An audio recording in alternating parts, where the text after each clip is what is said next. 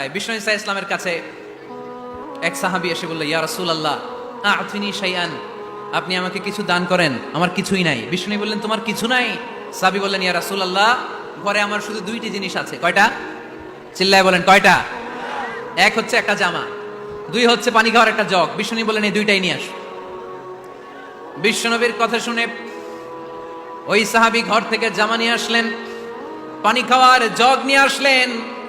বিশ্বনবী সাল্লাল্লাহু আলাইহি ওয়াসাল্লাম ওনার মোবারক হাত দিয়ে এক হাতে জামা ধরে আরেক হাতে পানির জগটা ধরে সাহাবীদের দিকে উদ্দেশ্য করে বললেন, মাইয়াশতারি হাদাইন, এই দুইটা জিনিস কেনার মতো কে কে আছে দেখি।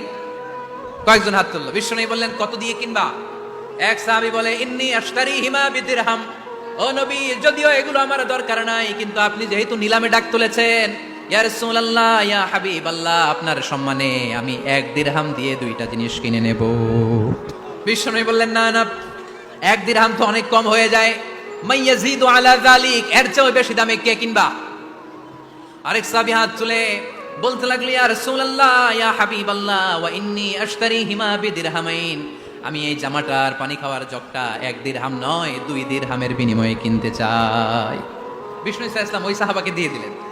দিয়ে 2 দিরহাম নিয়ে, যে লোকটা ভিক্ষা করতে এসেছিল তার হাতে 2 দিরহাম দিয়ে বললেন, যাও 1 দিরহাম দিয়ে ঘরে খাবার কিনে দিয়ে আসো, আরেক দিরহাম দিয়ে একটা কুঠার কিনে নিয়ে আসো। শুনতেছেন? কি কিনে নিয়ে আসো? কুঠার দিয়ে কি করে? গাছ কাটে।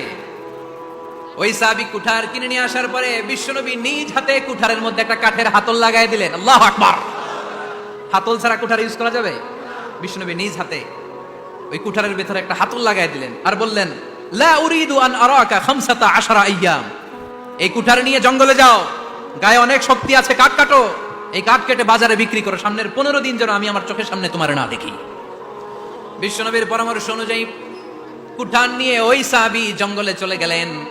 কাঠ কেটে বাজারে বিক্রি করতে করতে 15 দিন পরে 10 দিরহাম নিয়ে বিশ্বনবীর দরবারে হাজির হয়ে গেলেন।